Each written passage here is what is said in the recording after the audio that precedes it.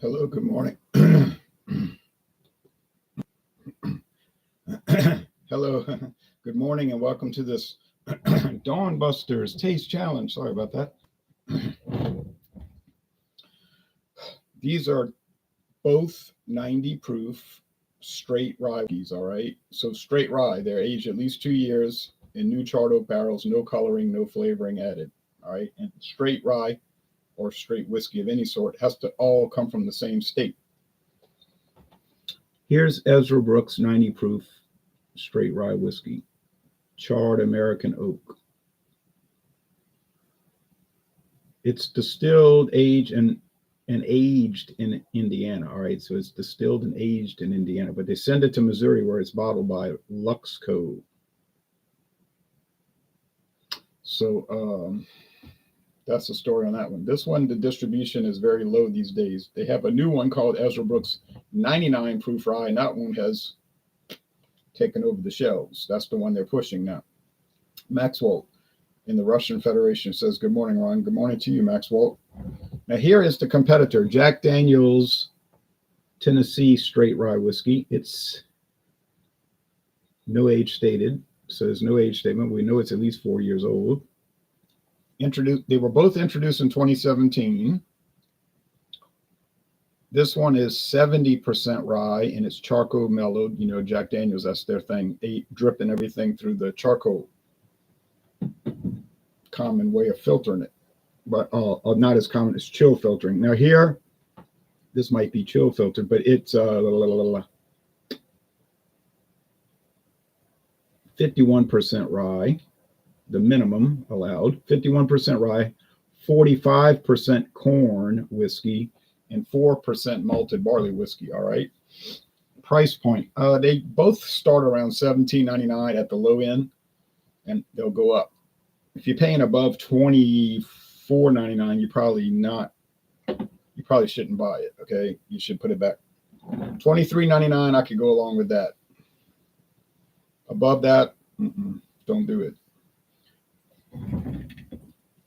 I know they're rare now, but so what? There's a lot of rye whiskeys out there. You don't need to get ripped off. There's a real cork. Make sure I got my tags correct. Don't want to screw that up. So, yeah. I did not pay that. I got some deals on this. This one I found in Belchase, Louisiana, on a shelf by itself with no tag. Didn't even know what the price was. It was with dirt all over. It was like grime on it. The labels were peeling off everywhere. I brought that to the counter, and the guy was like, how about $9? I said, okay. I knew it was more than $9, so I knew I could take it home and fix it up. So I came home, washed it with soap and warm water, let it dry. The next day I took some transparent tape and taped up the label, make it look presentable. So it's a rescue, whiskey rescue. This one was at Savannah Discount, also on the west bank of the Mississippi River in Jefferson Parish as well. And they had it for $5.99. This little half size bottle. All right, this is not a full size bottle, it's a half. $5.99. Well, I know two halves make a whole, right? I went to school, so I bought two. So that brings us to $11.98 for a full size. And that's a deal because we're talking about at least $6 cheaper. So I said $11.98. You got the deal, baby. And my friend David said, I got to buy some too. So he bought it. He liked it. Okay, now if this thing would focus, I'd really be in good shape.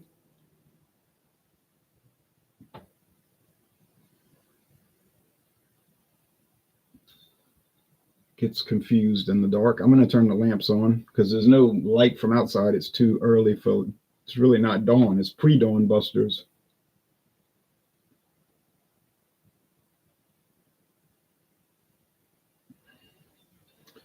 Well, it's being stubborn today. There it goes. Finally, I knew it would focus, but this camera has attention deficit disorder, has trouble focusing. Oh man! And I notice a lot of other people have the same problem with much more expensive cameras. A guy I used to go on his show live a lot. He doesn't do live shows anymore. But I said, "Man, what'd you pay for that camera? Because it's always doing the same thing. I don't want to focus." He said $80 or something like that. I said $80, and I paid 30. I'm getting the same result, but at least I only paid 30.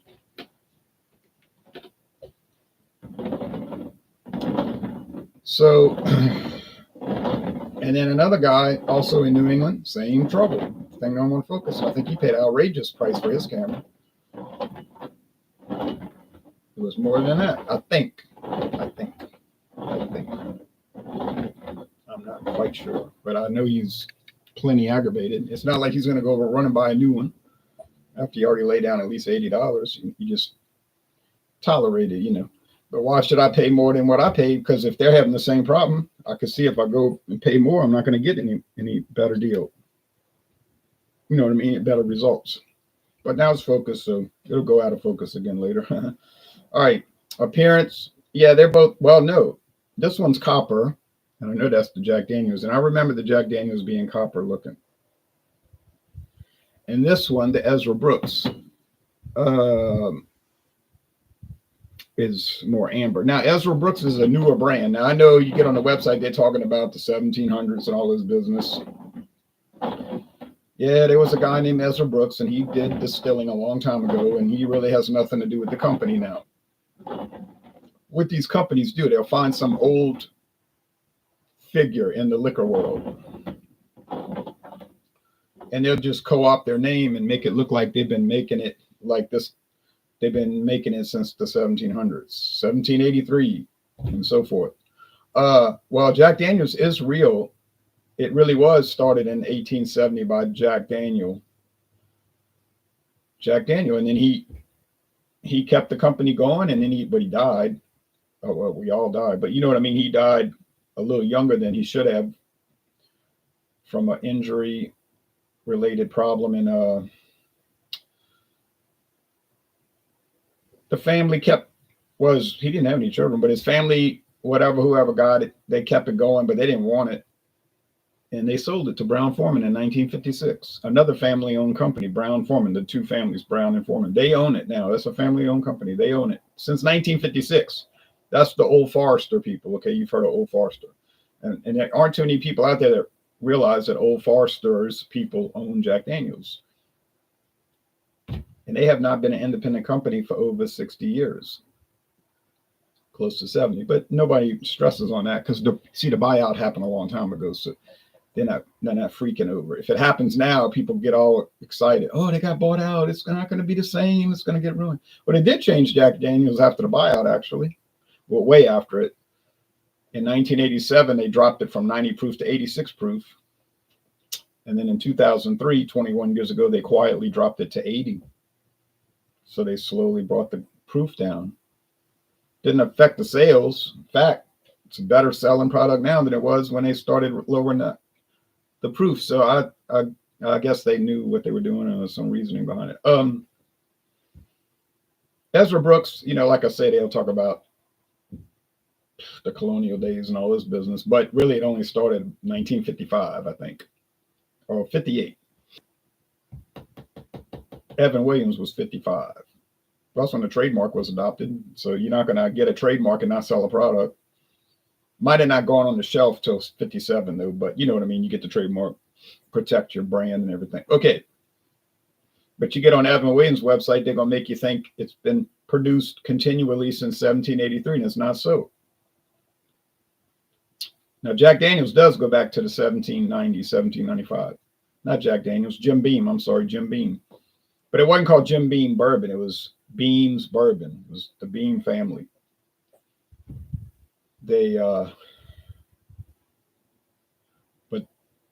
they named Jim Beam after a guy in the family that kept it going after Prohibition and a big fire, James Beam. So the nickname was Jim. So in 1938, they came out with Jim Beam Bourbon in his honor. It was the same stuff, but it just changed the name. Okay. It's pretty strong with it. These are 90 proof, so they're pretty hefty. Smells minty, grain. Now remember, Jack Daniels is 70% rye, and Ezra Brooks is only 51%. So I think that's going to make a difference. And I'm smelling a lot of body there. Not that you could smell a heaviness, but you know what I'm saying? It's a punch of rye. And see, this is lighter.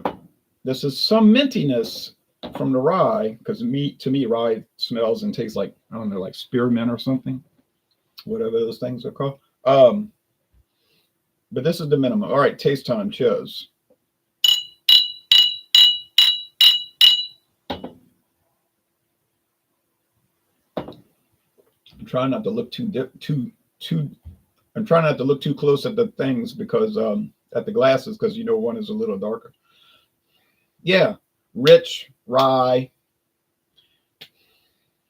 I mean, golly gee, this stuff tastes like peppermint gum. Like if you got Wrigley's spearmint gum, and I'm not kidding about that. I like gum, like the taste of it, but it makes me thirsty, so I never chew it. Like I chew gum and I want to drink water, and it's like sucks all the moisture out of your mouth. And I know some people they just chew all day long, be chewing. I guess they're nervous, you know. Chew, chew, chew. But okay. Yes, minty rye, but not as much of it. And why not? It's cut. It's cut with corn, 45% corn. Uh and that's allowed. I just told you 51% is the minimum to be a straight rye whiskey. It's like tequila. You know, tequila can be only 51% agave, and it's a tequila. Can have up to 49%, like I guess we call it filler alcohol, like sugarcane vodka, sugarcane distillate, whatever. But you know, that's the law. I didn't make the law. I didn't make the law for rye. Doesn't have to be 100%, and most of them aren't. Most of them aren't. I have one. I have a bottle in the other room that is 100% rye. That's the only grain they use, rye. And it's funny because that one's kind of dull. It's the most pure rye whiskey I have, and it's got the least flavor. So figure that out.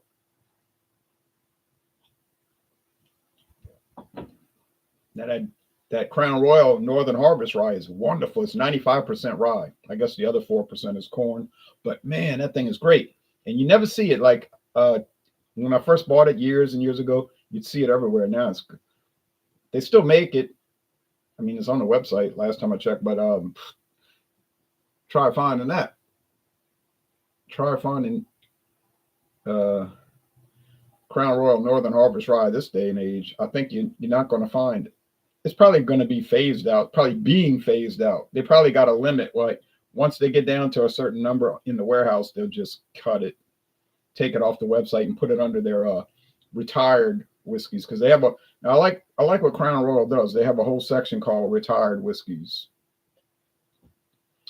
but they don't say it's never coming back. They just say retired. You know, put on the shelf for now, and they probably won't come back, but they could.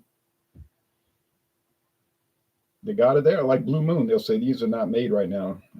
Well, with Blue Moon, you figure they're never coming back because Blue Moon used to make so many different varieties. It was like too many, you know. They had so many, the graffiti series and all this stuff, and the Grand Cru and all that. But I guess it was costing too much, and the sales weren't that great. So they just say, "Oh, forget all that. We'll focus on Blue Moon, the Mango Wheat, and the Blue Moon Light." They call it Light. There used to be a Light Sky. It might be the same thing. I haven't bought the Light because I don't want to pay $10.27 for a 6-pack of light beer that I'm not even interested in. If I find a single, I'll review it, you know.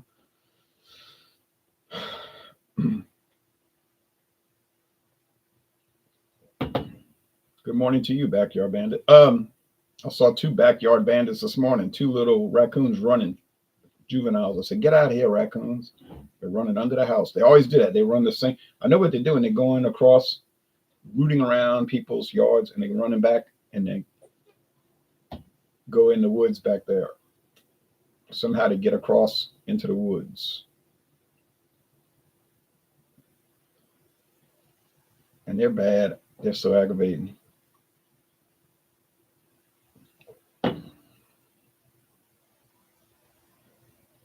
All right. I like it. I like the Ezra Brooks. And my friend David didn't like it. He said, I don't know if I posted that video yet. It's coming though. He said, it tastes like corn whiskey. Oh, he didn't like it. I said, all right. I said, you don't have to like it, but you took a double shot of it, so you must have not hated it. You see, I say, you're wasting my whiskey. I want to do taste challenges, and you telling me you don't like it. But I do like it, and I would recommend it. And I'm certainly glad I bought it, especially considering I got it for $9.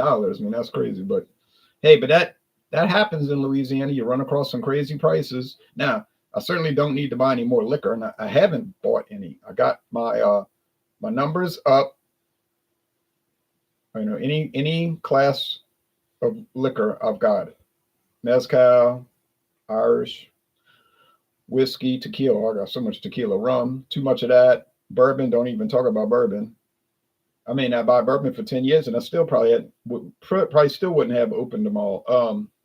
American blended whiskey, got a lot of that. Canadian, same thing. So I'm well stocked, which is nice because now I'm not spending money.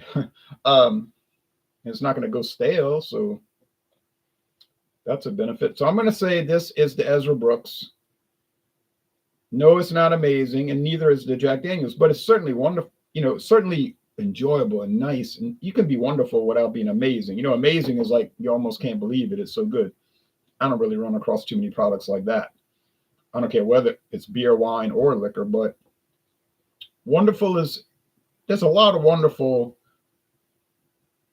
rye whiskeys on the market, and they are not expensive, most of them.